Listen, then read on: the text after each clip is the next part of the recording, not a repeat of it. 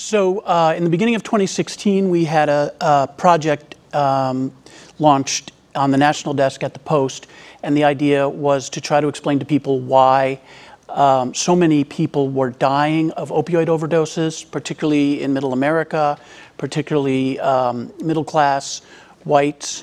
And I had an editor who said to me, I want you to explain how all these hundreds of millions of opioid pills get on the street.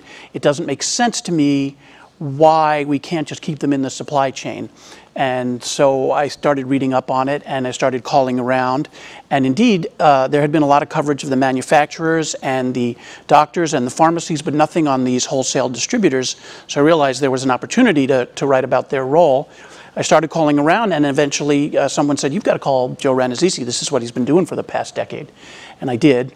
And pure luck, he had just recently been forced out of his job. He was very upset about what was going on. And he, we started talking. I got an earful, couldn't get him off the phone. Let me just mention, if you want to join this conversation, you can tweet us, #PostLive. We'll read a comment or two and get our journalist perspective on this. So the distributors are so key here, and I want to just pause for a moment. These are companies I'd never heard of before, but they ended up being a crucial part of your reporting. Just give us a sense of the scope of this. So the distributors are, the three big distributors are among the top 25 largest companies in America: McKesson, AmerisourceBergen, and Cardinal Health. And nobody's ever heard of them. We had not heard of them. They take the drugs from the manufacturer and they bring them down to the pharmacies and other places where we all buy them.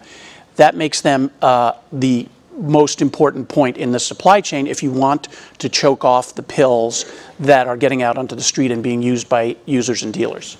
Did you know that story at the time? I mean, you get this guy, Joe Rannazzisi, on the phone. Do you go to Scott and say, hey, I might have somebody here? How does this collaboration begin? Well, I was clueless until, Joe started explaining this to me, and, most reporters have had that conversation where the guy on the other end of the phone says, everybody's corrupt except for me, and then you start checking it out, and actually everything Joe said checked out. So I took it as far as I could, but very smart editors at the Washington Post realized that it needed an investigative reporter, and so they connected me with Scott.